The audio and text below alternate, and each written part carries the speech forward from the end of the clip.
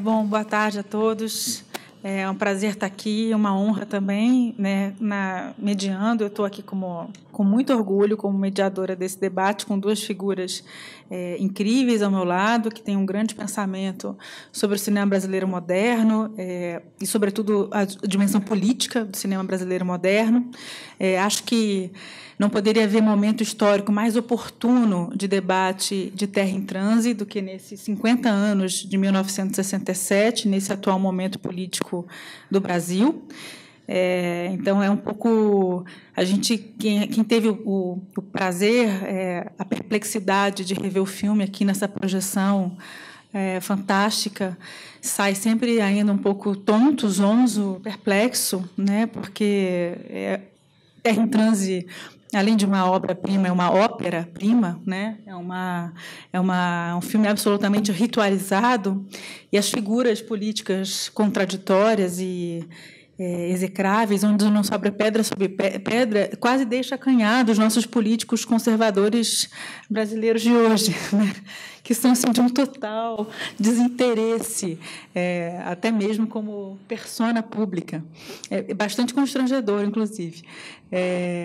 E eu queria passar a palavra, quero muito ouvir Thales e Leandro, mas só uma pequena observação que eu achei curioso na revisão do filme, os créditos finais, em que vários bancos, se não todos os bancos brasileiros, são patrocinadores do filme. É realmente uma situação... É a cara o problema do próprio impasse e da aporia política que o filme coloca, né? Infelizmente, hoje, a nossa elite bancária... Esse impasse já foi resolvido. Foi resolvido, né? A nossa elite bancária e os setores mais conservadores da sociedade talvez não tenham mais o cinismo daquele momento, porque já fizeram uma opção muito clara por impedir, vetar, censurar filmes, exposições, mostras, né? Então, é só um detalhe assim, histórico que me deixou... um pouco mais triste. Então, passo a palavra ao Thales Absaber, aqui ao meu lado, que também escreveu recentemente, além do livro de psicanálise, um livro sobre o lulismo. Acho que o Ismael não mencionou. Mencionou? Desculpa. Sobre o Lula, figura do Lula e da Dilma Rousseff. Obrigada.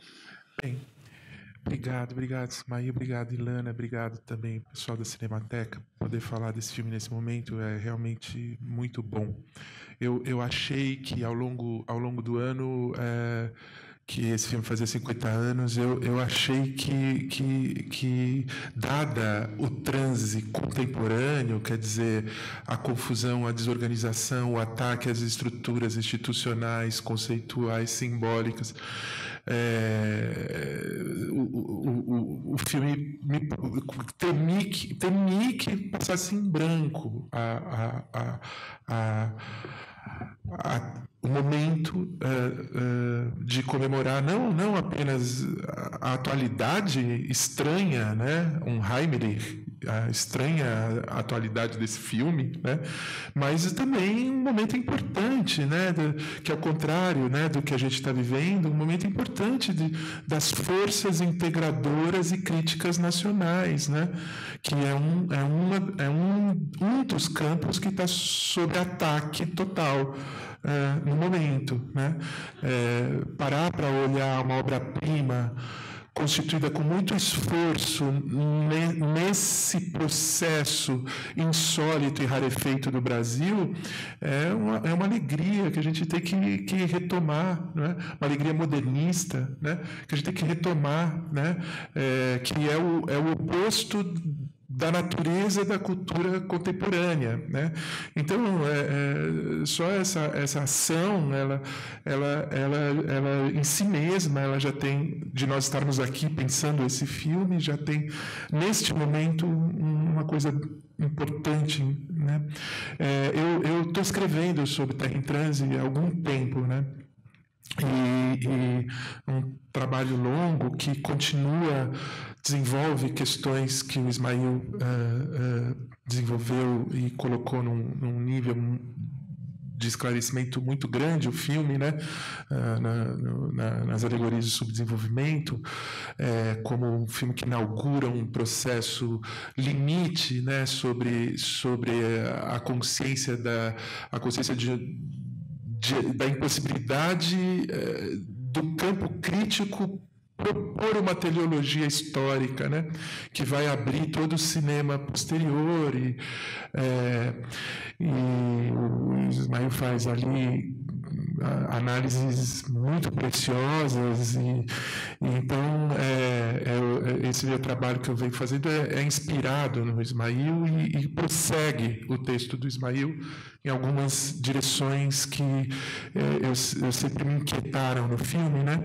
E eu vou ler um pouquinho rapidamente aqui em primeira mão o tipo de coisa que eu estou pensando, né? Porque eu acho que é interessante ver a dimensão mais profunda do pensamento do Glauber. E depois eu vou falar um pouquinho do transe contemporâneo, da situação do transe contemporâneo, né? Então, eu queria ler isso aqui, que é o começo do meu trabalho lá, a primeira parte, diz assim: os espíritos, isso aqui é uma citação de um autor, os espíritos não se tinham preparado para uma solução que não anteviam. E como sempre acontece,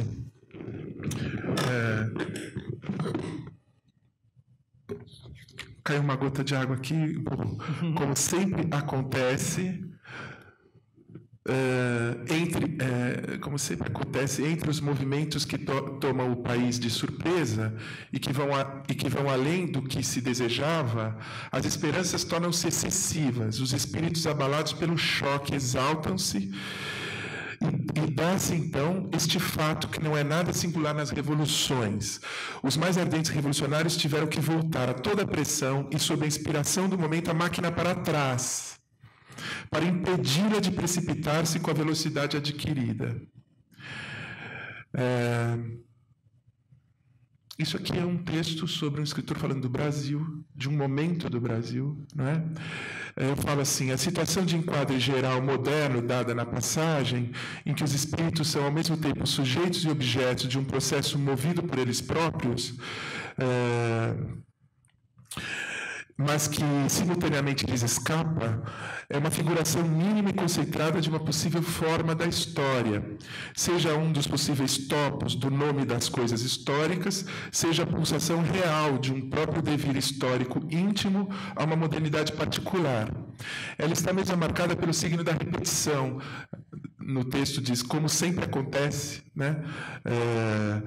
E aquele como sempre acontece é o sintagma tramado no fundo do longo parágrafo, que em conjunto com a figura da máquina da história, que vai para frente e para trás, dão notícias de um processo que, mesmo quando movido pelos homens, lhes determina também como vindo de fora, com um mecanismo com uma mecânica que lhe é própria da história e que os ultrapassa. Ao mesmo tempo, nesse nível de intensidade universal da história, estamos diante da determinação do próprio espírito, do próprio homem, por esta mesma forma que se buscou dominar e que passou a ser determinante. Esta forma é a história e seu sujeito, e a passagem é um fragmento concentrado do vínculo homem-história, uma alegoria. Aqui eu continuo dizendo o seguinte, que essa coisa que esse autor fala poderia nos remeter à crise dos anos 30, da Revolução de 30 varguista, né? Que é um processo de abrir a história num certo horizonte e depois brecá-la imediatamente, e que vai se reverter, a revolução vai se reverter numa ditadura, né? Ou poderia se remeter às crises dos anos 50, as crises dos anos 50, uma que terminou com o suicídio calculado do Vargas, ou a tentativa em 54 de derrubada do Juscelino, ou mesmo poderia ser uma figura que enquadrasse a crise do impeachment do Collor, que também foi um processo em que os homens jogaram todas as fichas numa direção e depois tiveram que voltar a máquina para trás, né? E certamente também caberia a 64. Essa passagem é uma passagem do Joaquim Nabuco, falando sobre a crise de deposição de Dom Pedro I no final da década de 20. Né? Mais para frente eu vou trabalhando isso aqui. O Joaquim Nabuco vai falar. O Joaquim Nabuco vai falar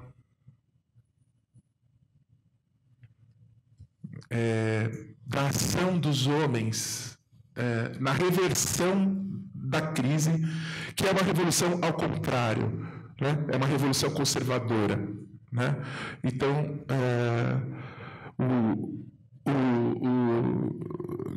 com a deposição do imperador, existia a deposição, a renúncia do imperador, existia a possibilidade colocada pelos próprios homens que o pressionaram politicamente, de haver uma crise institucional e talvez uma república. Né? É o famoso grito de alguém que, quando tem o choque da renúncia do imperador, que alguém teria gritado: "Viva a monarquia!", né? Porque era um momento aberto da história e que não se sabia o que ia acontecer. Né? E existiam os discursos liberais republicanos. Né? Aí o Nabuco, continuando essa passagem, Nabuco fala: "Foi esse o papel de Evaristo da Veiga, sustentando a todo transe a monarquia constitucional contra seus aliados da véspera. Os revolucionários passavam assim de um momento para o outro a conservadores, quase reacionários, mas em condição muito mais ingratas do que o verdadeiro partido conservador quando defende a ordem pública, porque tinham contra si, pelas suas origens e pela sua obra revolucionária, o ressentimento da sociedade que eles abalaram profundamente. Foi essa a posição do Partido Moderado, que governou de 31 a 37 e que salvou a sociedade da ruína, é certo, mas da ruína que ele próprio lhe preparou." Então é interessante que ele diz: é uma crise que teve que ser segurada a todo transe. Né? E uma crise em que a máquina da história volta para trás. Né? E ele está falando de um episódio original da estabilidade política e institucional brasileira, que no século XIX aconteceu algumas vezes. Inclusive a República é uma crise dessa natureza também. É uma crise dessa natureza também. Então, o que eu estou sugerindo, o que eu estou pensando nesse meu ensaio é que a questão do transe, no termo transe, não é o transe aí não é um adjetivo, né? Não é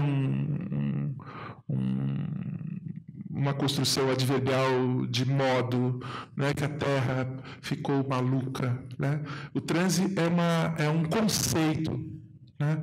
É um conceito que diz respeito a construções históricas do tipo países periféricos atrasados na modernidade ocidental, qualificados como ex-colônias de origem escravista. Né?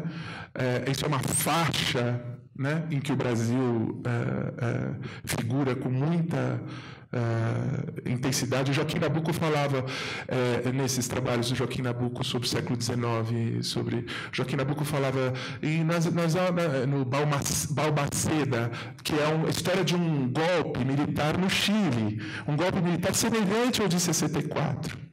Né? E o Joaquim Nabuco de crise, de uma desorganicidade das elites, que é muito diferente da formação americana. Né? Muito diferente da formação americana, que existe uma espécie de projeto comum. Assim mesmo, os Estados Unidos não teve transe, teve uma guerra civil, né? Para uma natureza de elite quebrar a espinha de outra natureza de elite, que é o que não aconteceu no Brasil.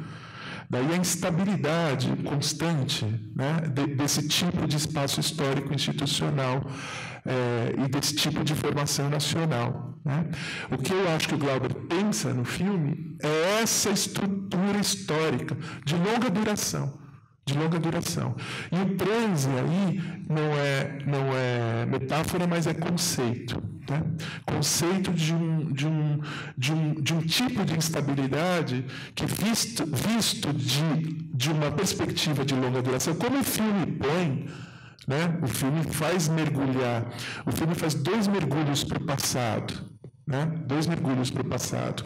Um alegórico em que ele fundamenta Eldorado num lugar mítico, mas de realidade histórica, de qualificação histórica, que é a sua origem colonial escravocrata, o que significa cisão institucional com a vida popular, na origem. Né? O filme, então, ele abre nesse lugar, com aquela famosa cena que tem ecos modernistas, né, da tomada de posse, em que o homem branco ocidental, com a sua bandeira negra e sua cruz, né? E um padre e um índio, e o enquadramento da escravidão que não está presente, né? Não está presente na cena, não está presente como representação visual, mas está presente ao redor e por tudo, com a música negra iorubá, né? Então o Glauber faz essa famosa imagem do modernismo brasileiro, né? A síntese do português, do índio e do negro, né? Conservadora, mítica, usado pelos progressistas ou pelos conservadores, mas ele faz colocando o autoritarismo e o totalitarismo colonial no primeiro plano e fazendo desaparecer a escravidão ao mesmo tempo que ela está lá. Né? É uma cena muito engenhosa, né? Muito engenhosa de cinema e que remete a uma estrutura dialética do modernismo, né? Essa coisa do encontro das raças e dos povos, que é a tentativa de construir integridade, ou política, ou cultural, desse espaço, que ainda está em questão, quando Glauber faz o filme em 67. Por outro lado, o que ele está dizendo é que tem uma insolidez de raiz, de fundamento, né? De fundamento. Para pensar a crise dos anos 60, tem que voltar a essa estrutura insólita da origem. Colonial, escravocrata, totalitário, antipopular, né? Que diz respeito a essa instabilidade dessas elites, né? Que a gente vê aqui no texto do Nabucco, sobre o século XIX. Né? Então, esse é um dos passados que tem no filme. O segundo passado é a queda estilística do próprio Paulo Martins, né? Que vai desabando numa vertigem, né? Brinco que ele cai para sempre, né? Como dizia o Winnicott, né? Ele vai para aquele lugar rarefeito, né? Como diz o Deleuze, uma das cenas mais rarefeitas da história do cinema, suspenso naquela rarefação, e aí ele cai no passado recente, que fica girando como construção em abismo infinito, né? De um filme que está diante da morte e melancolicamente aprisionado numa história que está suspensa, né? E ele vai caindo em figurações estilísticas do passado. Ele se transforma no poeta condoreiro, né? Ele é o poeta moderno, o Paulo Martins, depois ele é o poeta condoreiro, depois ele é o ator barroco. Nesse ensaio, eu vou ver, ele vai caindo para formas do passado, né? Quando ele levanta o braço e ele está com a metralhadora, né? Ele refaz a cena dos profetas do Aleijadinho, né? Que é origens estéticas da nação, tem uma espécie de inconsciente da nação, assim, né? Insólito. E na ausência de futuro, há uma tentativa de se localizar no passado, que é impossível também. né? Isso tem a ver com o presente, com o que nós estamos vivendo hoje. Essa rarefação, esse corte do processo histórico, né? A gente fica falando, tem alguma coisa a ver com os anos 30, tem alguma coisa a ver com 64, que nem aqui eu mostrando o texto do Nabucco, né? Pode estar em qualquer lugar esse texto, né? Mas tem alguma coisa que não tem nada a ver com isso, que é o momento atual do capitalismo contemporâneo, cortando os seus vínculos históricos, a própria noção de história, por isso a gente fica olhando para o passado, né? Porque nós não sabemos o que é o futuro, né?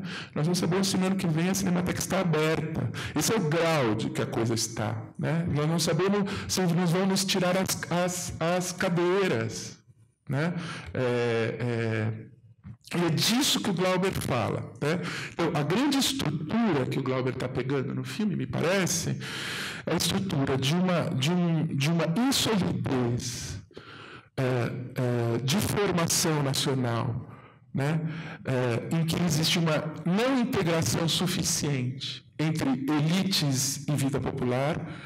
Existe uma crise interna desse país, existe uma não integração suficiente entre as elites, que não tem projeto comum e mediação comum, né? E existe ainda uma força externa, que é o próprio atraso em relação ao capitalismo contemporâneo, né? É o próprio atraso desse tipo de país, que em qualquer momento histórico é possível um deslocamento do capitalismo contemporâneo, que nem aconteceu agora, e os processos de longa duração se desfazem e se dissolvem e se perdem as mediações históricas, se perde o sentido da história. Hoje a gente não sabe, até a gente desaprendeu a contar a história do governo Lula. É claro que isso é um puta de um projeto ideológico de nos alienar, a gente não saber contar a história do governo Lula. Mas essa é a onda. Não existe história do governo Lula. Foi apagada. Foi apagada por uma imensa máquina ideológica. Mas o deslocamento é real pró-capital. Né? O deslocamento é real. Então, essa é o que eu entendo que é o conceito do transe. Né? Aqui eu falo, no outro lugar eu falo assim, isso num outro livrinho meu, estudando essa coisa do terra em transe, eu falo a ideia brasileira do transe, a estrutura insólita da política, também institucional, no país antiga colônia, escravista e atrasado. O andamento acelerado da modernização deste espaço social outro se dá aos saltos do transe político e social. A crise a todo transe, já dizia Nabucco, em uma página que, decorada por Glauber Rocha, se tornou o sonho, o pesadelo do giro infinito da história que não passa, mas também não começa. Que é a hipótese do Glauber no filme. A história está suspensa numa coisa em que ela se suspende de modo que ela ainda não começou.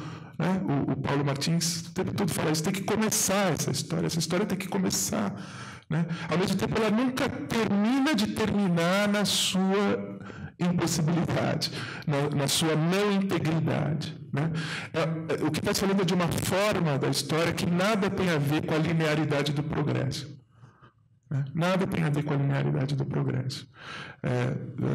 Tem correspondência com o pensamento do Benjamin, mas o Glauber não leu o Benjamin. Né? O Glauber leu o Brasil. Né? Ele leu Nabucco, estudou o século XIX, né? Era um cineasta intelectual mais completos, né? Da história do cinema, né? Da história do cinema. Então, só para terminar, eu vou ler alguma coisa aqui rapidamente que diz alguma coisa sobre o presente, nessa mesma ordem de problemas, né?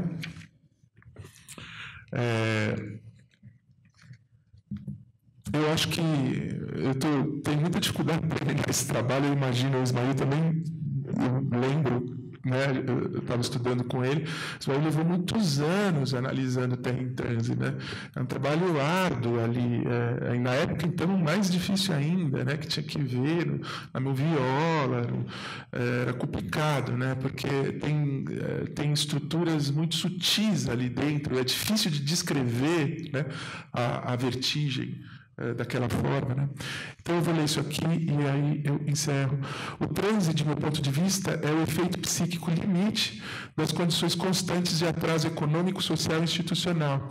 Enfim, do amplo panorama de desorganicidades. Essa é uma ideia do Caio Prado Júnior, né? Falsa organicidade, né? de um espaço social próprio da sociedade periférica de origem colonial, exploratória e escravista. De um ponto de vista entre tantos, por exemplo, podemos evocar a imensa quantidade de crises políticas nacionais que tradicionalmente desaguam em arranjos cada vez mais autoritários.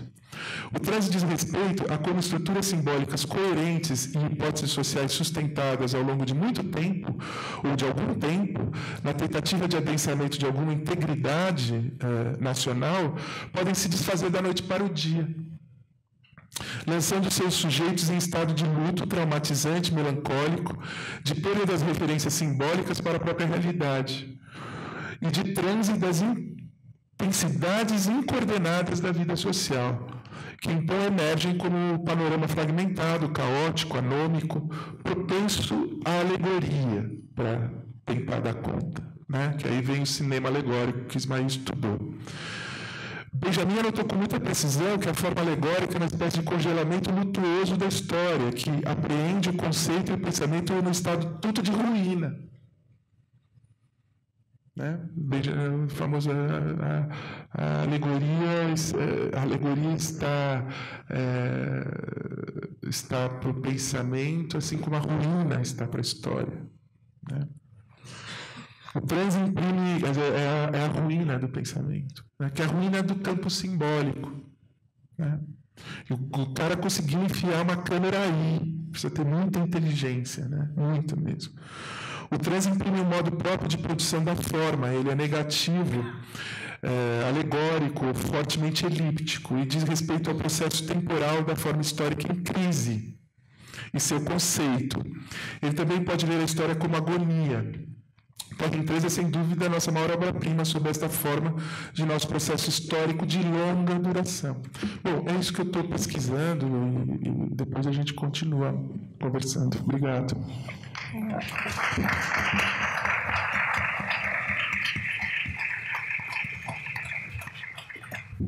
Obrigada, Thales. É importante salientar que Terra em Transe foi um filme vastamente estudado pelo Ismael Xavier em alguns livros importantíssimos, um deles, o Alegorias do Subdesenvolvimento, Cinema Novo, Tropicalismo e Cinema Marginal, que foi reeditado em 2012 pela Kozak Naif, a que o Thales faz referência, e também um ensaio de 2004, lançado pela Paz e Terra, chamado Cinema Brasileiro Moderno, que é esse livrinho aqui, além das entrevistas que o Ismael deu, em que Terra em Transe é um filme de cristalização de época.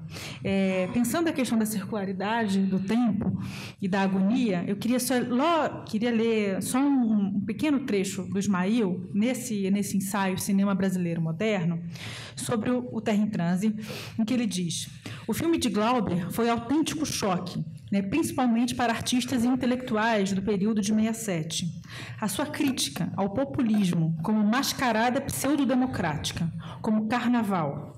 A sua representação dos conflitos políticos, que inclui a conspiração da direita e o projeto da esquerda no mesmo barco do transe dos místicos. A sua figuração kit de espaços e personagens simbólicos que representam uma identidade nacional dada a excessos e histerias. Seu desenho do intelectual, poeta político como figura contraditória, às vezes execrável, muitas vezes execrável, subjetividade de amarguras mais céticas e menos consistentes do que ele desejaria.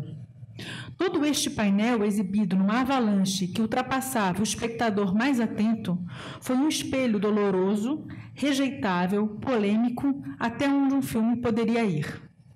Epitáfio de uma época, autocrítica e imprecação anti-imperialista veemente, Terra em Transe condensou o cinema novo, em agonia, e preparou o tropicalismo e também tudo que estava por vir, né? Nesse sentido, é um filme terrivelmente visionário.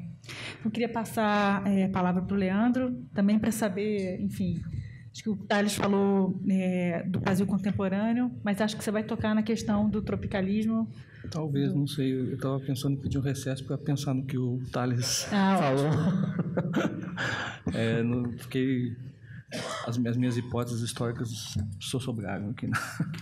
Que bom. Mas não, é muito interessante o que ele está dizendo, muito interessante mesmo. Eu vou tentar dividir a minha cabeça em duas partes. O que eu estou dizendo, eu só estou dando mais dimensão e profundidade para as coisas que o Ismael falou, né?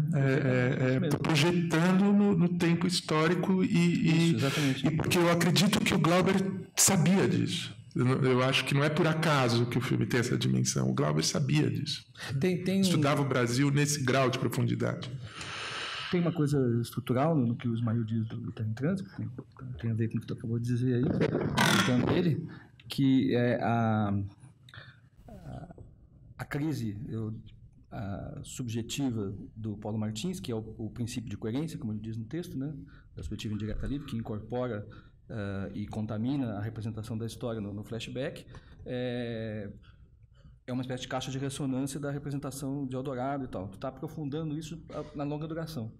Essa jogada que você está fazendo no Joaquim Nabuco e projeta isso no filme, e para mim é uma novidade, essa uma volta nova do parafuso, que eu não tinha pensado até agora, que eu estava concentrando até agora essa impermanência radical no projeto da afirmação da nação, do projeto revolucionário, que é o que está mais evidente no Terra em Transe, que como tu disse ali, a sucessão de imagens do Paulo Martins que não se constituem como unidade, e o Transe estava aí. Mas colocar isso na formação do país e da elite leva adiante uma ideia do Ismael, que é a expansão cósmica, né, que a alegoria permite, né, não só até a visão de história como uma coisa maior, de uma coisa que a gente não consegue apalpar, porque tem forças maiores conduzindo o processo, né? Está referindo isso à estrutura colonial. A formação, melhor, estrutura não, a formação colonial, que ela é sempre incerta também, então eu achei muito boa essa sacada, essa citação do Joaquim Nabuco, porque o que parece, o que o Ismael repete várias vezes no ensaio, né? A reposição do mesmo, que se afirma, se emerge como o monstro da lagoa, como diz lá no Chico, né? Volta, mas essa volta ela é instável também, porque ela não tem firmeza, né? A firmeza está na splint, que é só uma palavra, que a gente refere a uma força que a gente não sabe o que é, porque não está representada no filme, ou seja, é a lógica do capitalismo internacional, que nos faz... a teorização da modernização conservadora fala isso sempre, né? Nós estamos sempre fazendo adornamento da modernização conservadora. Estamos sempre fazendo adornamento aqui para se ajustar ao próximo passo do capitalismo, rompe tudo e tal. Mas, até agora, antes da tua fala, eu estava pensando a afirmação da elite como estável, em contraposição ao transe projetado na esquerda, né? Ou no projeto popular. E eu acho que faz todo sentido o que você está dizendo, assim, e se expande para a incerteza, porque a máscara grotesca, ela também é incerteza, ela pode cair facilmente e se transformar em outra, né? Então, por isso que ela é grosseiramente mítica. Exatamente. Ela é grosseiramente mítica porque ela é incerta. Senão ela não seria daquele jeito. Ela não seria daquele jeito, ela precisa da densidade mítica. Ela teria as mediações do Visconti, do Leopardo, com solidez e tal. Não tem essa solidez. Ela tem um espetáculo. É muito interessante esse pensamento. Que é o transe da direita, né? O transe mítico da direita, que tem que abrir, tem que lançar mão de alguma coisa que não tem historicidade nenhuma. Os eleitos. Não tem historicidade nenhuma, É só o povo não, e qualquer coisa. Fora o povo é uma bandeira negra, qualquer coisa que ocupe esse lugar. Exatamente, isso é muito interessante, esse pensamento mesmo. Muito interessante.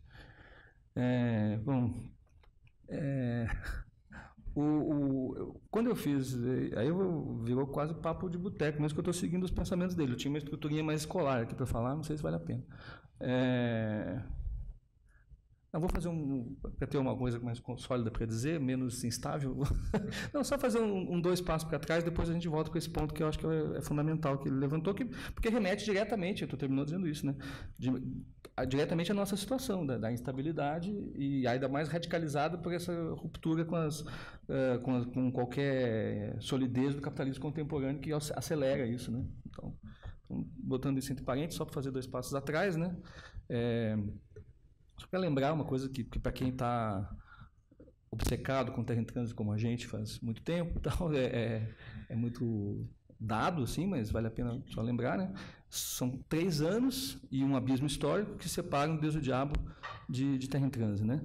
E o Ismail, antes da análise do Terra em Trânsito e do Alegorias, estudou e com profundidade e consolidou a compreensão que a gente tem do Deus e o Diabo como a síntese cinematográfica do Projeto Nacional Popular, que é o contrário dessa abolição do povo, a afirmação de um sentido da história, o Sertão Aviramar, amalgamado a uma teleologia, duas teleologias, né? A percepção da história da filosofia de esquerda e como que encarnada na sucessão de experiências populares. Então, é um povo em processo, né? Um povo como sujeito, buscando a constituição da nação como destino, né? Então, e os Ismail analisa isso com muito detalhe no Sertão Ar, como que isso é constituído, essa força de síntese do Deus e do Diabo, que foi imediatamente absorvido como um emblema do cinema novo, a afirmação da estética plena daquele projeto que era ao mesmo tempo estético e popular, né? Daí 3 anos depois, com um golpe no meio, é o filme da crise. Isso é bem óbvio que eu estou dizendo, só para lembrar, né? E com todos os incômodos chocantes das incertezas do Paulo Martins e mais que incerteza, da denúncia, da explicitação, melhor dizendo, das conexões entre essas duas dimensões que o Tales amalgamou aí também na reflexão dele, né? Do que a frase síntese disso é: você é uma cópia suja de Dias, né? O Paulo Martins é, de certa maneira, umbilicalmente ligado ao Dias. A esquerda é ligada a esse processo também.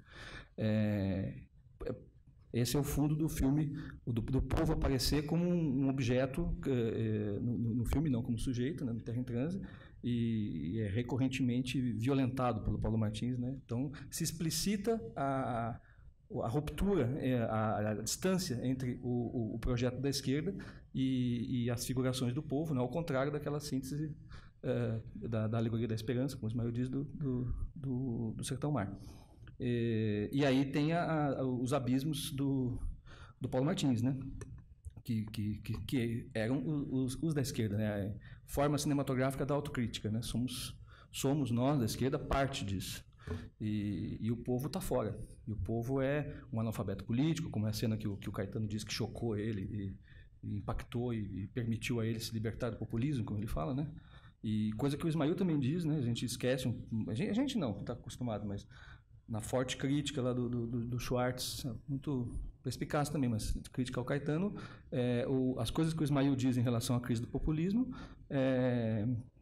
tem ligações com o que o Caetano diz também, né? É a crise do projeto do povo como portador da revolução.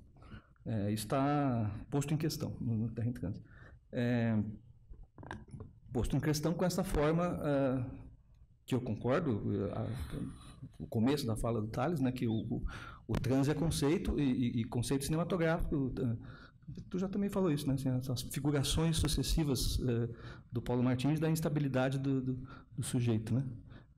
Figurada como o discurso indireto livre, que é o princípio de análise que o Ismail usa para falar do Terra em Trânsito.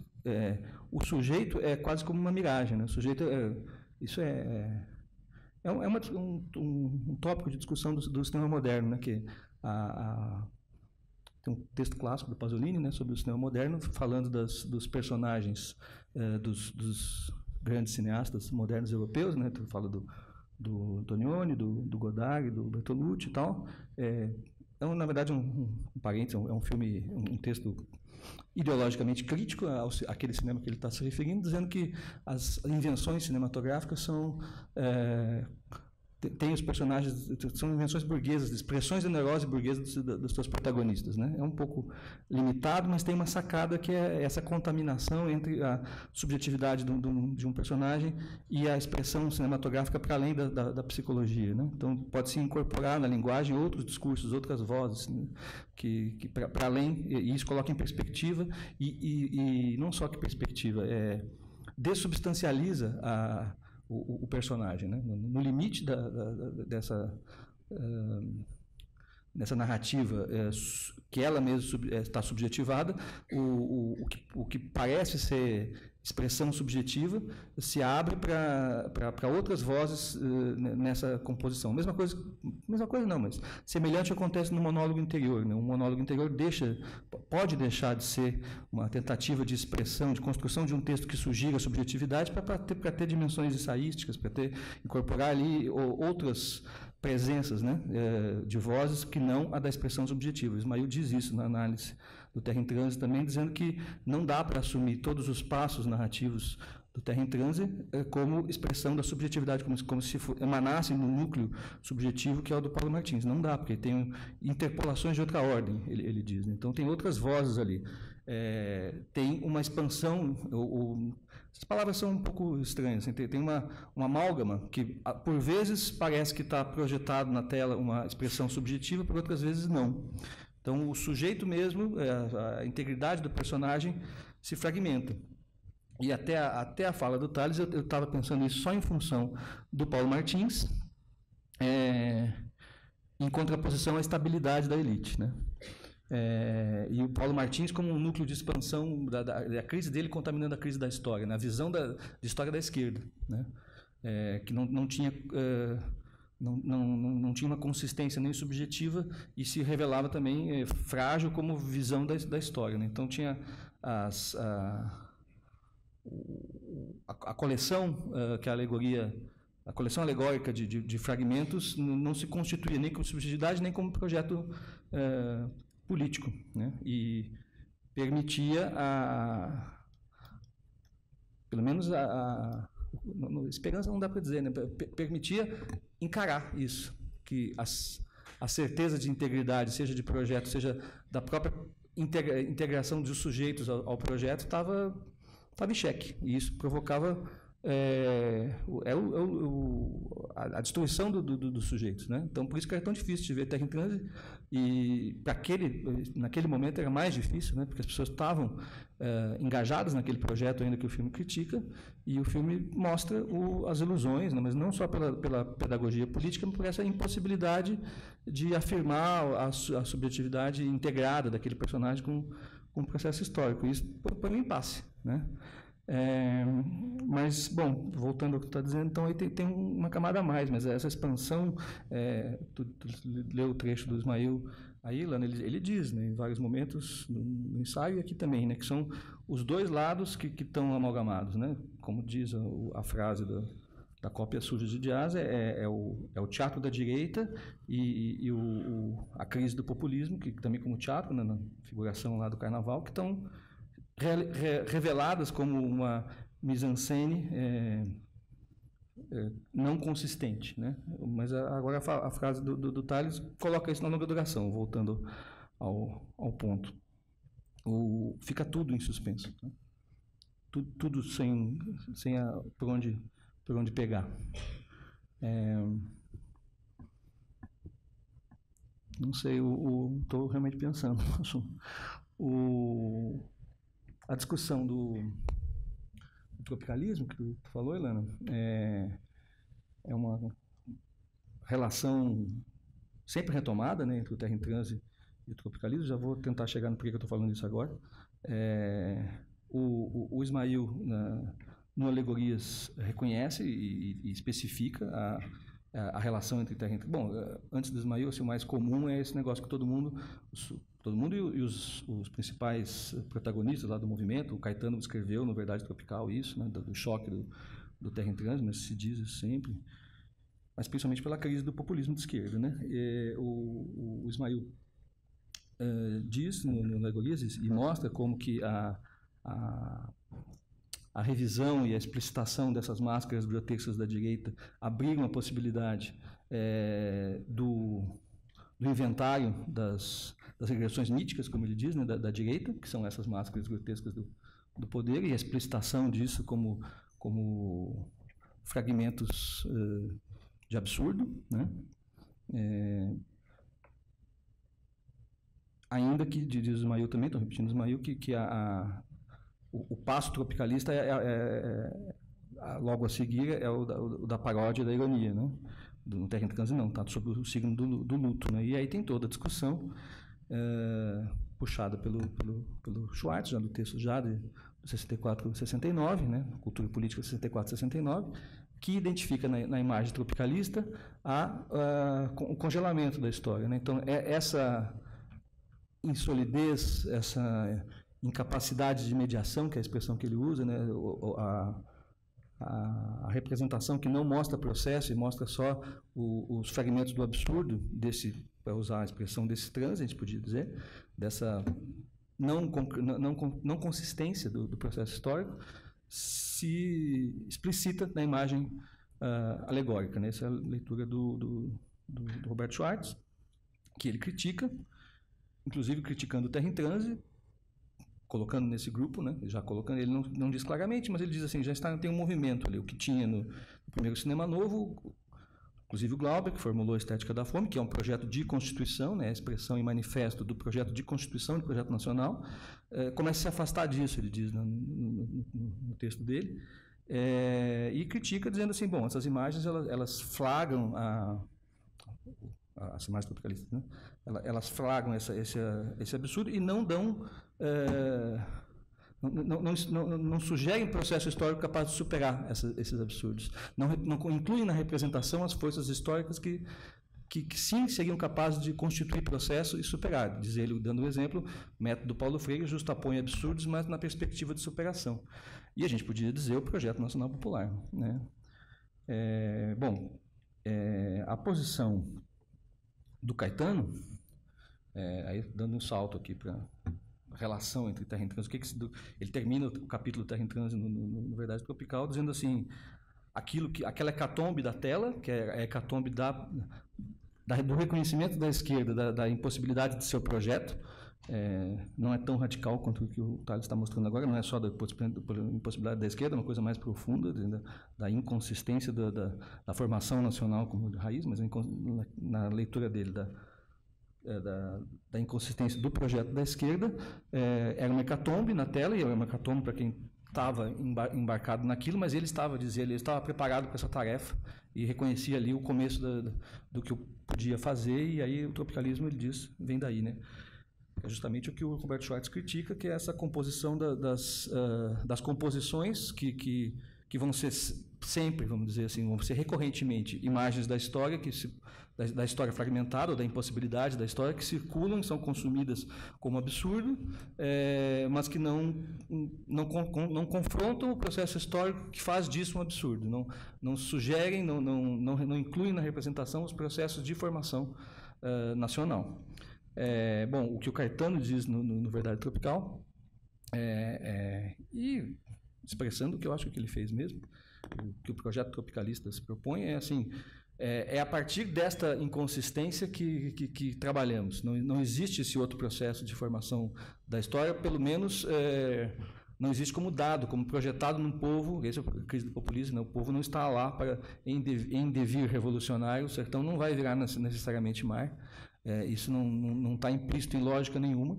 Então, o que a gente pode fazer, ele diz sempre, estou expandindo um pouco do Caetano, mas vale a pena para a gente recuar depois, né? O que se faz com isso, né? Sempre tive dentro do circuito, da corrente principal da cultura de massa, ele diz, às vezes refreando e às vezes fazendo ela fluir, uma coisa assim, ele diz, né? Fluir mais forte, como se não tivesse outro lugar. Assim, a possibilidade de consciência histórica está restrita dentro do projeto tropicalista à onipresença da cultura de massa, que é a operação da fragmentação. Então, a gente trabalha dentro disso, assim, não se confronta, fora do horizonte da representação essa possibilidade ou essa ilusão de um outro processo de afirmação de superações, né? E aí? ou voltando ao filme, né, e tentando incluir o que o Thales acaba de dizer, assim, frente a essa figuração da inconsistência radical, que é agora tentando incluir o que está dizendo, Thales, incluindo aí os projetos da direita, que são também inconsistentes e sempre à beira de deixar cair a máscara, né? Que tipo de representação, que tipo de encaminhamento estético pode estar à altura desse tipo de história? Eu lembro que eu trouxe aqui o artigo do Pasta, que saiu na revista da Cinemateca, onde ele fala do ponto de vista da morte, ele faz uma aproximação do Memórias Póstumas e do Terra em Transe, mas para tirar uma tentativa de encontrar flagrar uma coisa que tem a ver com o que você está dizendo. Tenho a impressão assim, que nessas grandes obras que a gente reconhece como imagens fortes do país, o ponto de vista é um ponto de vista impossível, que o Roberto Schwartz já tinha dito, né, do Machado de Assis. É um ponto de vista que se constitui pela impossibilidade de constituição. Ele não se forma, porque é um ponto de vista da morte, diz ele, né? Seja do Memórias Póstumas, ou seja do flashback agônico do Paulo Martins. Ou seja, não se forma. Tá? Então, existe essa... também tem aí uma crítica à representação populista, vamos dizer assim, nesse sentido identificar uma lógica de transformação inerente a uma formação do que seria o povo, né? O que é o povo. Então, tem duas questões aí, né? O que é, quais são as forças, os estilos de representação passíveis de ser considerados à altura desse grau de desafio de incertezas, né? E a outra política mesmo, assim, frente a isso, que tipo, eu me lembro de uns anos atrás, o Roberto Schwartz nunca me saiu da cabeça isso, uma discussão com o pessoal do Latão, ele dizendo assim, pergunta é o que junta as pessoas, uma coisa muito simples, né? O que junta as pessoas em um projeto político, né? Qual que é o amálgama, a liga, né? A gente podia projetar essa pergunta também na estética, assim, né? O que são personagens ou tramas que se junta como esteticamente, né? Como é que se faz esse tipo de arranjo para não ser falso? Que tipo de... Porque o que o Terra em Transe diz em relação ao que vinha antes é assim, o que a gente estava dizendo era falso. O tipo de formulação que estávamos fazendo era falso. Agora eu vou tentar mostrar essa falsidade, né? O Terra em Transe tem isso, eu acho. E, bom, acho que ainda estamos lidando com isso, né? Que tipo quais são os pontos no panorama cultural que sugerem outros tipos de representação não falsos, né? Frente a essa insolidez radical, né? Claro que isso tem completa sintonia com o projeto político, né? Como que o projeto político não se torna uma imagem falsa, mais uma máscara, seja da direita, seja da esquerda também. Como é que o projeto de esquerda não... Ou tentar terminar voltando à tua questão política final aí, Thales, assim, como contar a nossa história recente de esquerda, né? De um jeito que seja justo, assim, que justo não é a palavra meio ruim, né? Mas que mostre mediação para além de máscaras de inconsistência, né? De impossibilidade e tal. Assim, existiu, o processo existiu. Agora, como é que ele pode ser incompreendido, e aí outra dimensão, como é que ele pode ser representado, que tipo de representação estão em sintonia com as forças de formação ou não formação, né? Essa pergunta, eu acho que ela é brasileira, mas tu fez uma referência também ao contexto mundial. Ela é brasileira, mas ela é mundial também, né? Assim, para quem está interessado em representações que sejam capazes de dar a ver algo desse processo avassalador do capitalismo contemporâneo, como é que faz? Tem vários filmes que a gente pode ver no contexto mundial tentando fazer isso, e não é fácil, não é nada fácil. Não é nada fácil. Pode ser regressivo, é facilmente regressivo. Eu encontrar resistências, é como nos movimentos políticos. Estou tentando fazer as duas coisas, tentando manter autonomias, mas os movimentos de resistência, eles podem ser imagens de resistência que não chegam nem perto do grau de dificuldade do processo histórico que está colocado, e a representação também. Assim, como é que tu consegue dar a ver algo dessa complexidade e dessa universalidade, gostei da frase que tu falou aí também, desse processo contemporâneo de cortar todas as raízes, de tornar o capital ainda mais solto e onipresente, né? Como é que tu mostra isso, né? Tanto politicamente quanto esteticamente. É uma questão nossa, mas é uma questão mundial. Enfim, eu dei mais volta do que avancei alguma coisa aqui, mas uma coisa que eu tinha pensado assim, são as questões que tentar terminar com isso, não sei direito se consigo ligar isso com esse debate colocado, mas problemas, assim, questões que me tocam. Eu trabalho com análise cinematográfica e tal, e também sou roteirista e tal, então tem esse lado de tentar criar cinematograficamente, né? Então, mas tem perguntas que o Terra em Transe parece que recolocam para a gente, surgem aqui para a gente, né? Uma como filmar, tem a ver com isso que eu acabei de dizer, como filmar o inimigo, que é uma pergunta do Comolli, né, no documentário, né? Mas essa é uma pergunta boa, assim, né? Ele filmou pela Máscara do Grotesco, que o Ismael analisa também. Como figurar isso? Assim? A gente estava comentando na entrada agora, antes de vir para cá. Aliás, quem é o inimigo, né? Isso. É uma questão também. Porque como filmar o inimigo já é um negócio documental que o inimigo está lá. Mas é isso, é como criar imagens do inimigo, melhor dizendo, né? Quem é o inimigo é isso, né? Como representar o inimigo. Como você bem notou, a força do capital internacional, que é a SPIN, desubstancializa. É justamente a única força que não tem representação. E é uma força transcendente, absolutamente, quer dizer, transcendente e absolutamente imanente àquele corpo social e político. Está em toda parte, é invisível, onipotente e tal. Não é Deus, é o capital. Como é que se figura isso? Então essa é uma pergunta boa. O Glauber respondeu a isso com as Máscaras do Grotesco. Como é que nós fazemos isso? Porque também cair em regressão é fácil, sabe? Muitas coisas que eu vejo de documentação, das lutas de resistência e tal, o inimigo, eu acabei de ver, tenho visto filmes assim, o inimigo é muitas vezes a polícia. Isso é assim, não dá nem para o começo. O capital fala assim, beleza. O capital não fala, né? O capital não precisa fazer nada, ele só existe e se reproduz. Ou o protagonista é a polícia. Ou o protagonista é a polícia. Eu fiz uma montagem dialética aqui entre Terra em Transe e o filme da Lava Jato, que eu fui ver no cinema. Eu queria ter essa experiência antropológica, coletiva.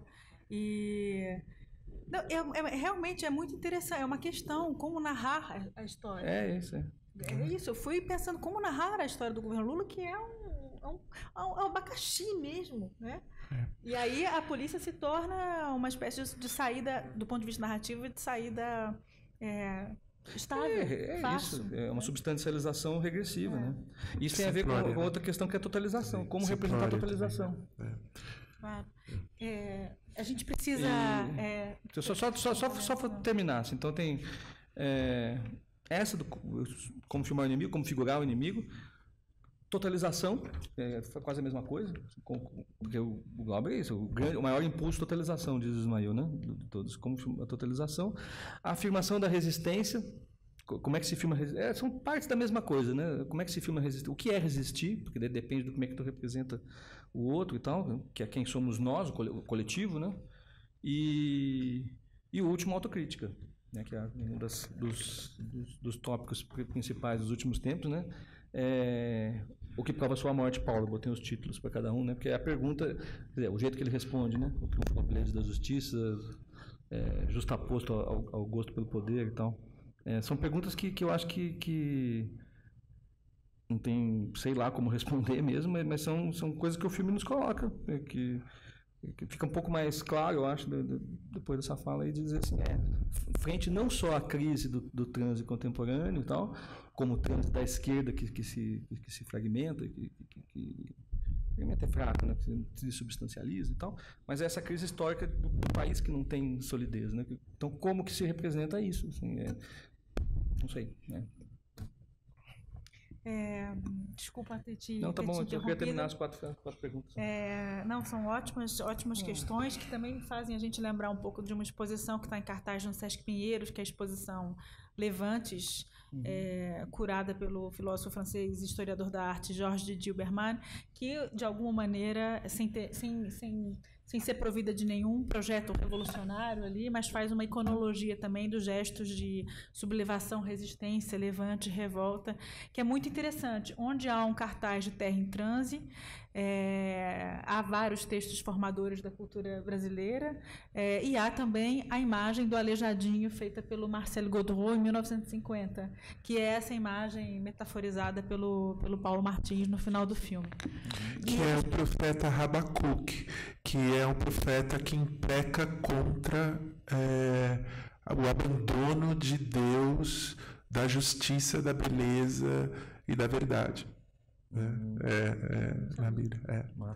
É o Habacuque, que o Marx cita como um horizonte também de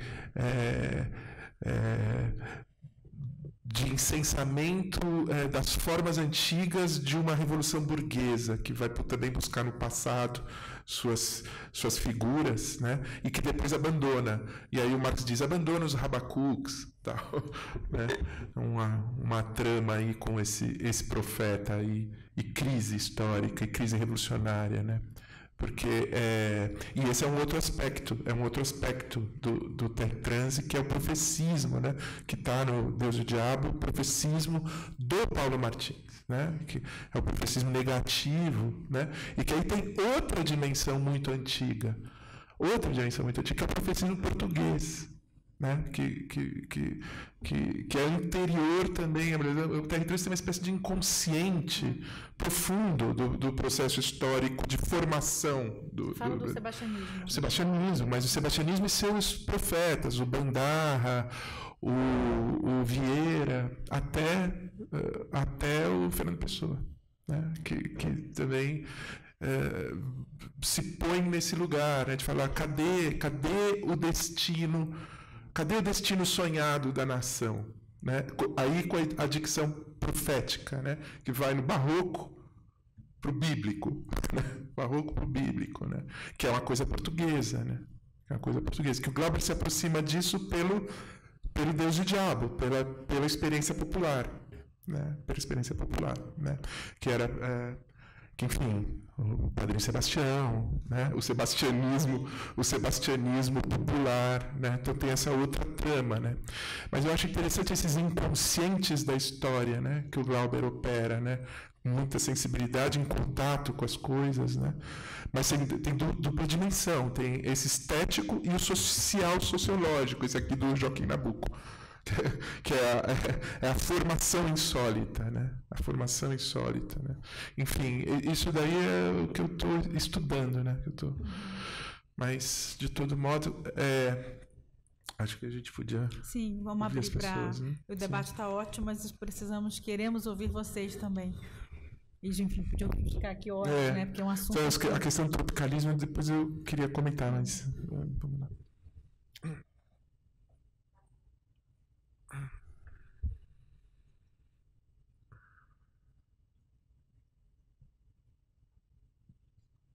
Obrigado, os 3 colegas da mesa. A conversa absolutamente estimulante. Entre as muitos pontos que a gente podia discutir, eu queria voltar a um ponto específico da fala do Tales. Você está anunciando, portanto, um projeto de reinterpretar o Terra em Transe para pensar os impasses do presente. Basicamente, é esse o seu projeto, né? Questão da formação truncada, formação histórica truncada do Brasil. Fala mais alto, Matheus. Tá. Você mencionou um ponto que me interessa de perto, que quando você disse que você considera que o transe, mais do que metáfora, é conceito. Eu acho que isso tem muita implicação quando a gente tenta pensar a natureza do conhecimento histórico que o Terra em Transe produz né, e condensa. Quer dizer, o transe originalmente é um fenômeno psíquico, não é isso? Ligado a uma forma de religiosidade afro-brasileira, não é isso? E que, eu acho que quando você diz que ele é um conceito, eu tenho a impressão, me pergunto, se você não carrega esse elemento, que é um elemento chave da representação do mundo político em Terra em Transe, para o terreno da razão. Se você não faz do Glauber um historiador racionalista, na contramão de um movimento que o Glauber foi explicitando de maneira cada vez mais clara entre a estética da fome e a estética do sonho. E, ao mesmo tempo, retirando da esfera popular esse instrumento de conhecimento. Percebe? Aqui eu estou, inclusive, atento a um exemplo disso que você deu, muito interessante. Você voltou à cena da figuração da primeira missa. Curiosamente, você remete ao modernismo. O referente ali, o interlocutor, é o Vitor Meirelles. É uma pintura pré-moderna. Não é isso? E você nota com muita acuidade que ali, dos elementos iconográficos da formação histórica do Brasil, o que está ausente é a escravidão. Naquela cena, né, naquele arranjo transepocal, sincrônico, quem está ausente ali da imagem é a escravidão, mas ela entra pelo som. Ela entra pelo som. Não é? É a mesma coisa que acontece no filme inteiro. Você não tem uma representação sequer de um fenômeno de transe. Nenhuma.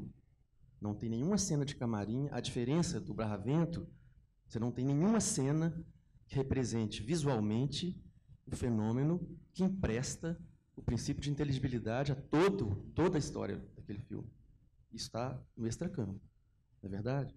Mas é o transe que fornece o princípio de inteligibilidade. Ele rompe um som várias vezes e tinge todo o filme. Quer dizer, então, ali, a chave de interpretação da história vem de um elemento da cultura popular. Percebe? Isso aí, eu tenho impressão, Ismael, eu tenho um tempo que eu não releio o seu texto do Terra em Transe, mas eu tenho a impressão que isso tem uma simetria muito forte com o que você aponta no Barravento e no Deus e o Diabo, que é uma ambivalência do Glauber, na forma de conhecimento que o Glauber produz ali, postula, entre uma visão ilustrada do processo histórico, essa que condenaria a alienação da religiosidade popular no Barravento, e que condenaria a lógica da profecia, que seria insuficiente para dar conta da história no Deus e o Diabo, né? Mas que convive com elementos que vêm da esfera da cultura popular. Não é isso? A cosmovisão dos habitantes de Buraquinho e a lógica do cordel. Em Terra em Transe tem uma coisa semelhante. Você tem um cientista político pensando a formação histórica do país e seus impasses, não é isso? E você tem uma chave desse conhecimento histórico que está sendo ali testado, que vem de um elemento da cultura popular. Então é o mesmo convívio, mutatis mutandis é o mesmo convívio. Né? O princípio, o elemento fundamental do conhecimento daquela realidade vem de um elemento da cultura popular. Você não está racionalizando o Glauber? Eu entendo o que você está falando, acho interessante, mas eu não concordo. Veja bem, particularmente sobre o Terra em Transe, quando você fala da guinada, da estética da fome para a estética do sonho, e o horizonte que o cinema do Glauber vai ter nos anos 80 até a Idade da Terra, aí sim, né? Eu acho que ele realmente parte para uma dimensão de uma experiência de outra ordem de razão, que sempre esteve lá, que é uma coisa muito contemporânea. O Glauber antecipa essas questões Spivak, essas questões de contemporâneas, pós-modernas, né? de conflito com a ordem crítica ocidental como uma modalidade de razão que é imperialista, né? Que enquadra as outras ordens, que é colonialista, né? E que haveria outra natureza de produção de sentido, igualmente crítica. E o Glauber vai nessa direção. Ele tenta resolver essa questão que você está falando, né? Por um neossurrealismo antropológico, mas sempre revolucionário. Sempre revolucionário, né? Quer dizer, ele mantém Mas ele aí tenta ampliar demais o escopo dele, e na Idade da Terra eu acho que ele se dissolve. Porque eu acho que ele não consegue mais um continente, ele perde o continente. Né? Isso tudo é movimento, você tem razão, é movimento para onde o Glauber vai. Mas no Terra em Transe, especificamente, que é a obra-prima, aí eu acho que essas coisas convivem de um modo quase como um diamante, com uma precisão, e o pensamento sobre a história e o entendimento do processo histórico, o entendimento do contexto, a precisão na formulação das forças que realmente importam, né? Que vai produzir uma mise-en-scène muito sofisticada, que é uma mise-en-scène de cinema, em que ele deixa vazar esse transe popular que você está falando. Mas eu não acho que esse seja a chave para ler o filme. Para mim, a chave para ler o filme é o Paulo Martins. É a centralidade da ambivalência do Paulo Martins, que não tem nada de... Agora, o transe que emerge no famoso carnaval negativo popular, que é a esquerda olhando o Brasil e falando o que a gente faz com isso, e aí a justificativa do autoritarismo da esquerda, porque isso é insólito, é outro grau de insolidez, né? Esse transe é negativo no filme, porque tem uma dimensão racional, sim, da história. É a crise da razão crítica, aquilo ali. Que é a crise que é o que o Ismail pega, que é a crise de um projeto de horizonte, que é tanto uma crise na história, como eu mostrei aqui no Nabucco, quanto no sujeito. Né? Este é o transe. O transe, para mim, é intelectual. Né? E diz respeito à razão crítica ocidental. O horizonte do filme, que é depois desses comentaristas, até o Roberto, esses comentaristas recentes do tropicalismo brasileiro, que o que está em percepção ali é a antecipação do processo pós-moderno. Quer dizer, a razão crítica, o ataque periférico que o capitalismo faz às outras ordens históricas e nações, daí que coloca o problema do tropicalismo. Né? O tropicalismo ele faz a saída, o tropicalismo musical ele faz a saída pós-moderna. Ele diz, bom, temos a indústria, temos o fio de Ariadne da indústria, que vai dar na Globo. Onde o Caetano vai vendendo a música para novela.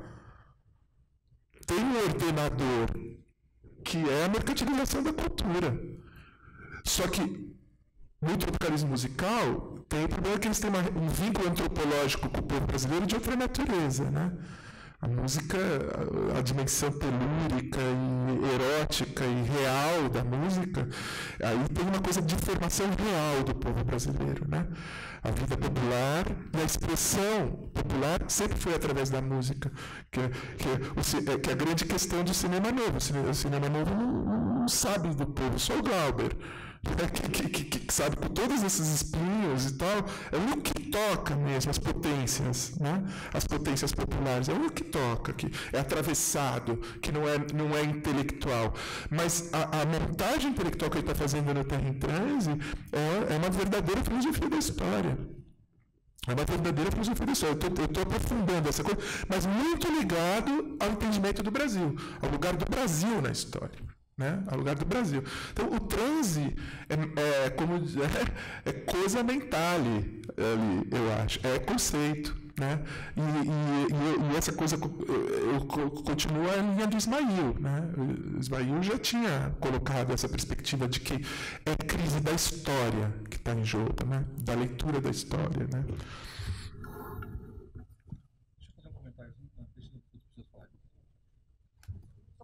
Finalizar, a minha impressão que dá. Fazendo isso, você divorcia essa forma de conhecimento que resta especificar, é tarefa do intérprete especificar que forma de conhecimento sui generis é essa que o Glauber está postulando e exercitando, você divorcia ela da energia popular. Você traz ela para o campo do laboratório do cientista racional, egóico da história.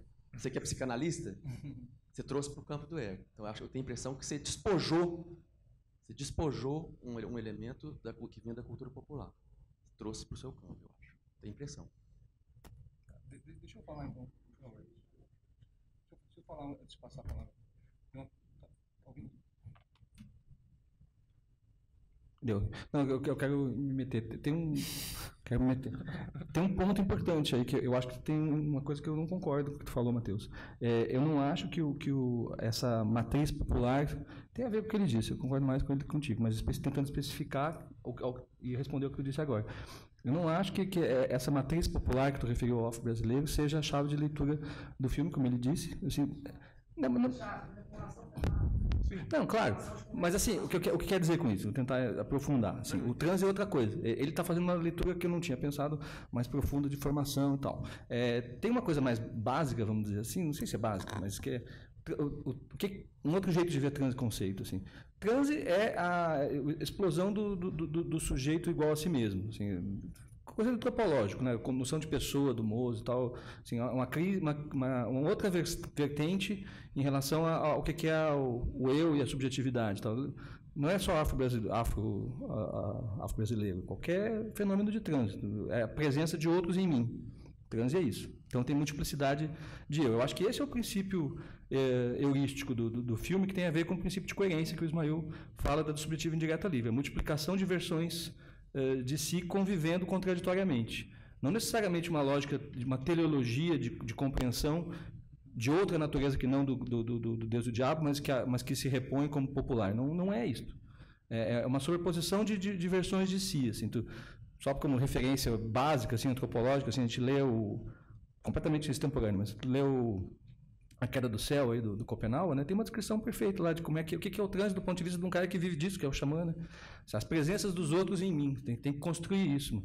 Em termos estéticos, que o Ismael desenvolveu bem lá, é isso, assim, a sobreposição alegórica de muitas versões, e nenhuma delas sólida, então estamos no terreno da inconsistência. Esse é o princípio. É a crise, tem a ver com a figura da esquerda, o que fazemos com isso, com esse caos, tal. Mas não é porque tem um princípio de entendimento popular que está manifesto no canto, não. O canto é mais um elemento. Tem isso, existe isso também. Tem isso. O que a gente faz com essa porra toda? Essa é a pergunta. Conceitualmente falando. O filme é feito de sobreposições, né? De forças, né? Então, por isso que não é racional, não é a lógica da razão ocidental perguntando pela história, não é flagrar um momento de suspensão, que é uma suspensão não é só de uma, de todas essas sobreposições.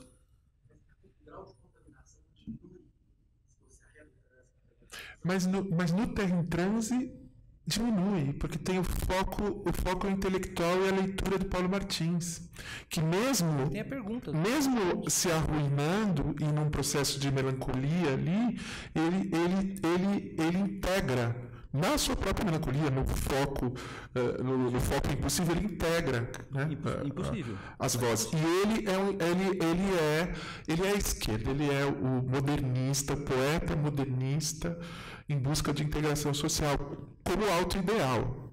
Né? Na prática é o que é. Né? Só uma observação, quer dizer, a sensação que eu tenho é que o filme, por ser considerado obra de arte, não é um filme documentário, não é uma defesa de tese.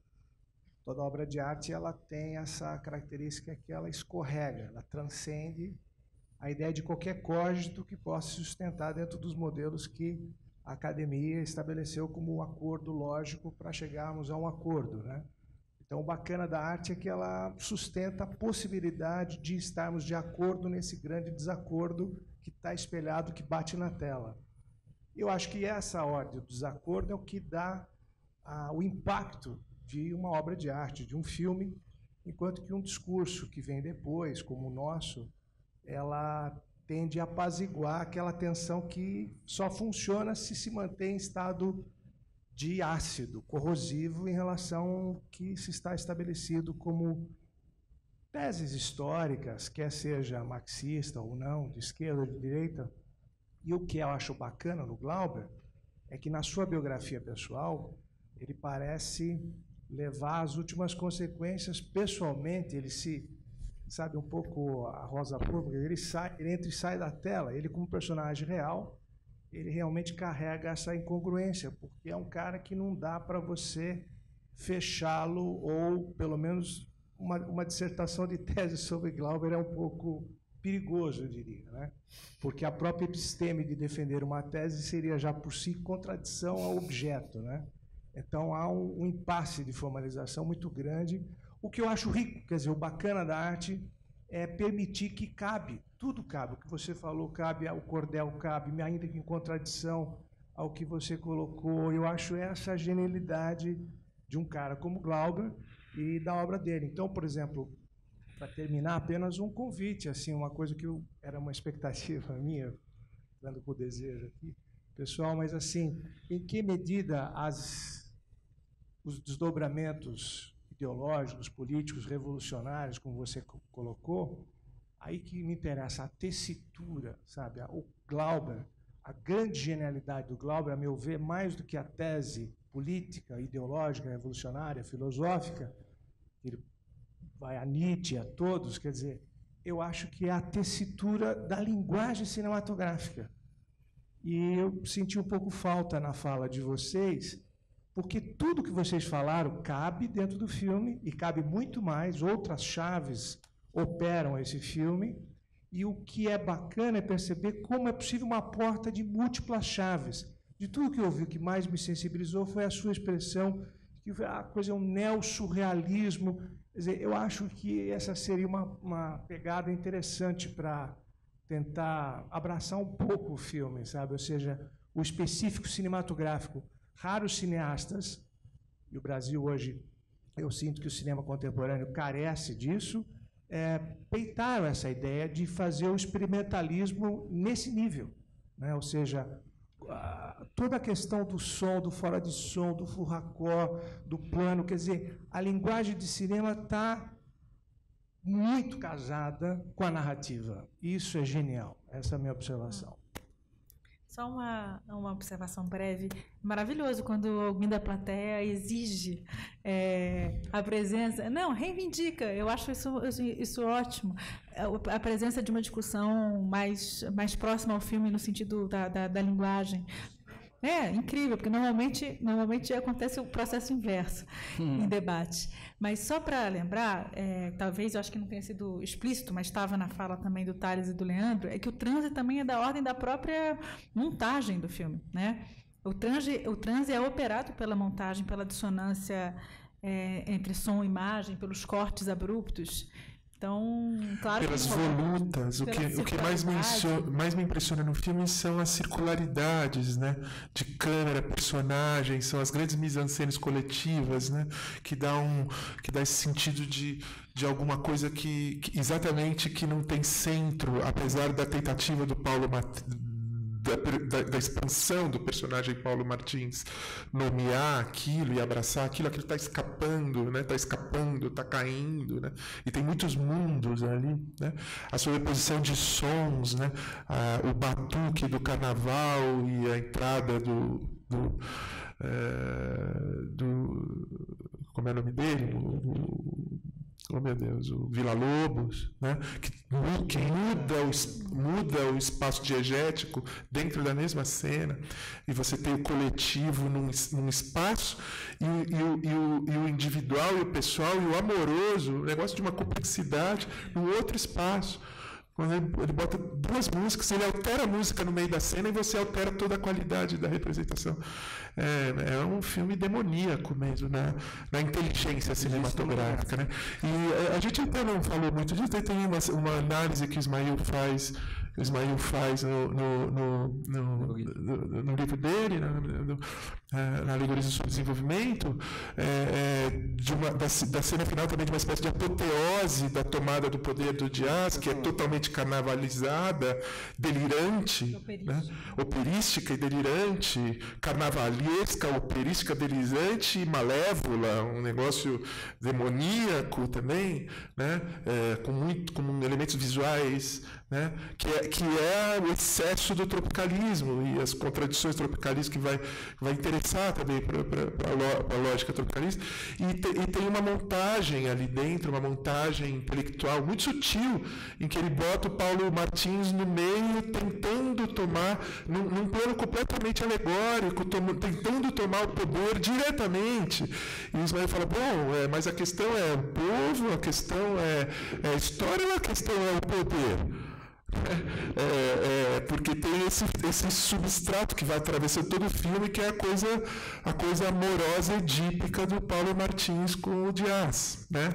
Que é tão edípica quanto homossexual, né? Tem um amor ali, um ódio, né? Então tem uma outra trama, né? Um outro inconsciente, ainda mais prosaico, né? E essa cena que o Ismael analisa, ele mostra isso, mostra a relação direta de oposição do Paulo Martins com o Dias, que não tem mediação nenhuma aí. Aí é Édipo mesmo, né? Pois é, pessoal. Deixa eu... É demais, né? As possibilidades de forma do filme são inacreditáveis, né? Não, apenas reforçando, claro, exatamente isso. Acho, por exemplo, a história do não, né? A intemporalidade do filme, ela está materializada na tessitura de como ele constrói tempos narrativos, vai e volta, e uma sequência para outra, quer dizer, o cara a ideia do plano de sequência, daí o Álvaro está entrando na redação, quer dizer, ele sai de um tempo e entra no outro.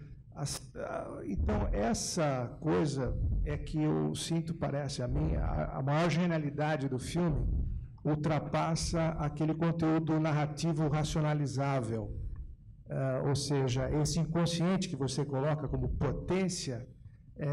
O Ismael e o Jean-Claude fizeram várias... Pô, quantos livros tem sobre esse cara, pô? Então, eu acho interessante como é que é possível as metáforas e metonímias fílmicas dentro do filme comportarem tantas contradições materialistas, históricas, filosóficas, surrealistas, poéticas, afetivas, tudo convivendo junto, né? Isso que eu queria só reforçar. Deixa eu botar a minha colher aqui também. Tem uma coisa que acho que estava meio que pressuposto aqui na nossa conversa, que é o texto do Ismael, basicamente, o ensaio que abre a alegoria do subdesenvolvimento, que é a alegoria e agonia. E tem implícito na discussão de crítica cinematográfica a discussão desse livro com o Brasil em Tempo de Cinema, do Jean-Claude, que é um filme basicamente que discute os enredos e os personagens, e não a dimensão que tu está reivindicando e salientando da importância, né, que é a tessitura fílmica, né? Essa cena que o Thales se referiu, da coroação, é a cena que o Ismael abre o ensaio, e ele gasta 3 ou 4 páginas numa cena de poucos minutos, quase que segundo a segundo, mostrando, e essa que é a dificuldade de discutir a tessitura, porque senão a gente fica também é difícil fazer isso numa mesa, então a gente fala assim, leia um livro do Ismael escrito, porque é muito fino, porque é fino na composição, o Thales fez a lista aqui dos elementos, né? Assim, o corte, o tempo, a sobreposição, a mudança de trilha, a mudança de ritmo entre um pedaço e outro, são coisas muito sutis de composição fílmica mesmo, né?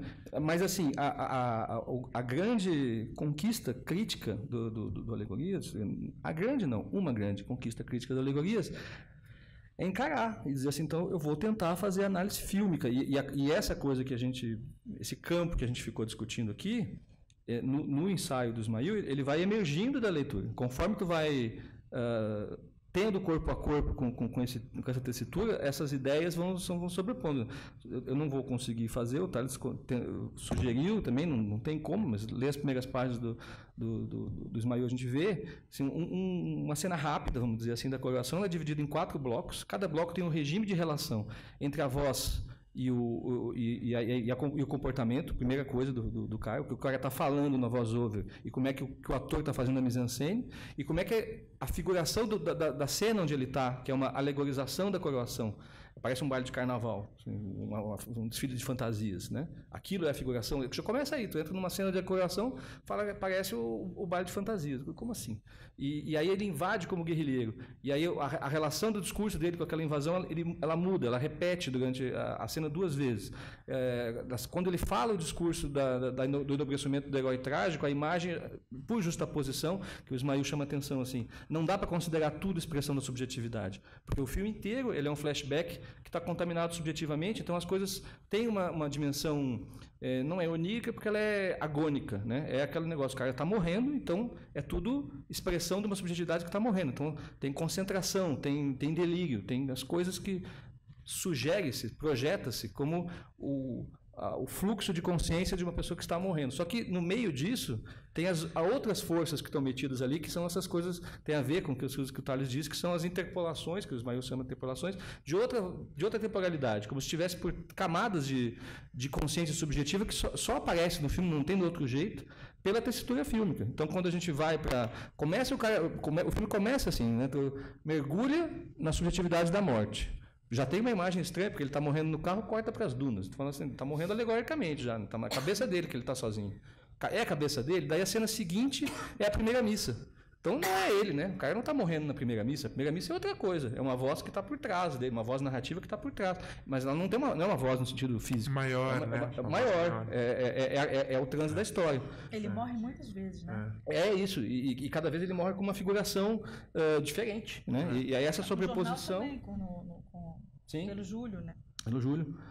As coisas se sobrepõem, porque ele está morrendo e todas as coisas que ele, entre aspas, conta, o relato que é reconstruído, a historinha do golpe de Eldorado, elas estão contaminadas pela morte e pelo delírio. E isso só não tem outra maneira de aparecer senão na mise-en-scène e na montagem. Isso é feito de modo... O que mais complicado é feito de modo variado. Assim, tem momentos que parece a subjetividade agônica, em outros é uma peça de teatro brechtiana, em diferentes sentidos, né? Tem desde uma lição de teatro do Dias por Fuentes, muito pedagógica, até a carnavalização do teatro populista, e em outros momentos, como esse do carnaval, muito mais... do carnaval da coroação, no detalhe, na filigrana, assim, prova sua morte, Paulo, o triunfo da beleza e da justiça. Nesse momento entra ele pegando a coroa. Isso é o detalhe do corte que mostra, né? Tu sente isso, quando tu está vendo o filme no fluxo, tu interrompe o discurso do enobrecimento do cara para ele pegar a coroa, mas depois, na segunda vez, ele repete a pergunta de novo. E o Ismail detalha tudo isso na análise, e esse é um grande ganho crítico. Assim, a gente, sim, existe esse impacto fulminante assim do aluvião do Terra em Trânsito, que tu fala, com certeza do filme inteiro, né? A linguagem me avassala, né? Mas a conquista do Ismail, é claro que uma grande coragem do Tales, assim, porque anos eu fiquei lendo Terra em Trânsito, depois do Ismail, eu disse, e agora? O que tem? Sobrou alguma coisa para dizer desse filme? Eu estou fazer desse troço aqui para ver se eu consigo achar umas brechas. Mas... assim, ele diz tudo mesmo, mas tem muita coisa. Então, assim, tem esse negócio assim, de que... É claro que sempre tem o abismo entre a obra e a análise, né? Mas a análise, ela nos dá a ver muita coisa que a impressão do filme é vertiginosa, e a análise nos faz ver de novo, e de outras vezes e tal, e a gente vai encontrando ângulos multiplicados também de percepção da onde que estão os elementos dessa riqueza toda, dessas possibilidades, né? Eles estão lá, a gente sabe, mas é quase que um mistério, né? Tu olha assim, nossa. Não, claro. É isso. E isso está no Deus e o Diabo e no Terra em Trânsito. Se tu compara os dois filmes, tem maneiras diferentes de filmar. Isso que você falou, desse tic-tac interno de grandes intensidades, que às vezes são umas tessituras muito sofisticadas, quase sutis e rápidas. Essa sequência da coroação é muito rápido. Ou na primeira missa, o fato de que o Paulo Martins está no canto do quadro, a distância, que ele está e não está, né? Mas ele está, né? E que você mal vê, é uma coisa que você mal vê. Então, assim, tem um conjunto também de elementos fortes que são quase subliminares, mas eles são muito fortes na linguagem, muito trabalhados, mas eles vão... As intensidades dos níveis de problema que vão ser colocados são tantos circuitos de problema que então tem uma espécie de inconsciente da textura da própria imagem, né, ainda. Porque você registra e não registra essas coisas. Exato. Você registra isso como afeto, você registra essas coisas. Tem uma fenomenologia da experiência do Terra em Trânsito, que é muito especial mesmo, né, dessa intensidade. Que assim, como fenômeno de cinema, um cinema que produz efeitos, eu acho que, não sei, talvez só Tarkovsky, de um jeito muito diferente, né? De um jeito muito diferente, né? Na época, assim, né? Talvez o Antonioni, não sei. Mas tem essa coisa, porque você tem muitas coisas que te fazem pensar, tem teses, tem problemas complicadíssimos, tem tramas, e aí tem muitas variáveis, né, de possibilidade de inscrição cinematográfica, plano, sequência, cortes, forracor, o Ismael fala montagem intelectual eisensteiniana, né? E nesses planos dessa construção em abismo de alguém que está morrendo, já morreu. E se ele já morreu? É possível pensar como Brás Cubas, ele já morreu. Ele já está além né? Ele também está nessa outra voz, né? Totalitária, né? Totalizante. E ao mesmo tempo tem esses níveis que são pequenos impactos, rápidos impactos. Quando a Sarah entra 2 vezes num forracor completamente enigmático, eu me lembro que o Jean-Claude, numa aula, botou aqui e falou: o que vocês acham que isso significa? E foi a coisa mais engraçada do mundo, porque a gente achava que aquilo significava. Porque a gente não conseguia falar, bicho, isso não significa, isso é o cinema mesmo, né? É a coisa mesma do cinema.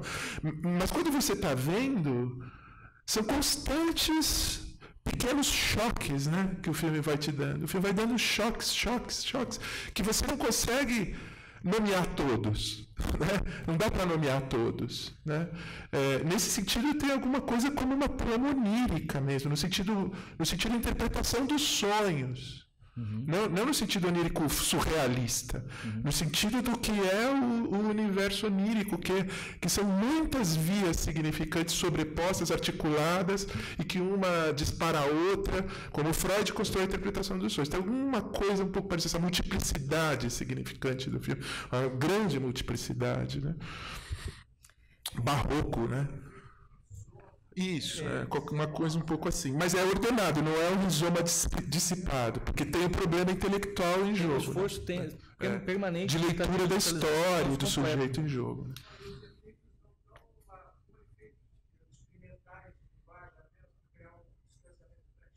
Não.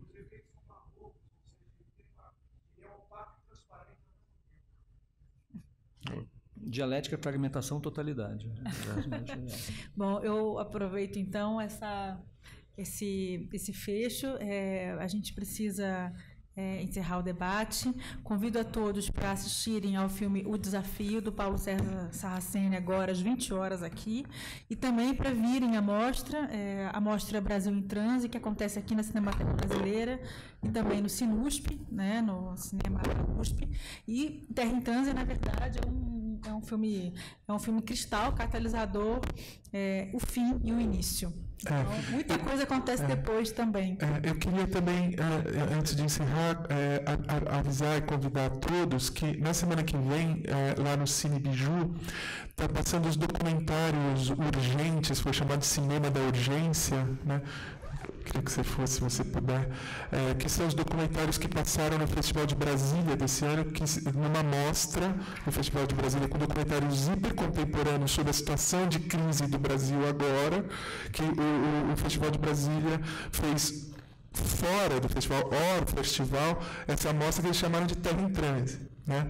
Que então é alguma coisa em que esses filmes estão falando do presente e que o significante que fica na história, e isso eu acho que é uma outra coisa, né? De tempos em tempos a gente fala em Terra em Transe, diante de alguma situação se fala em Terra em Transe, né? Tem alguma coisa de um entendimento da vida ou do Brasil. Eu não sei se dá para falar em terra em transe nos Estados Unidos ou na França, né? Mas aqui de vez em quando dá, né? De vez em quando dá. E então os curadores de Brasília fizeram esse Terra em Transe, onde estão esses documentários recentes que eles chamaram de cinema de urgência, e tem um filme meu lá sobre a representação do inimigo, um filme sobre a extrema direita na internet, né? Que eu fiz com o Rubens Revold lá da ECA, né? Então, se vocês puderem, também tem essa mostra na semana que vem. Não, ótimo aviso. Obrigada a todos.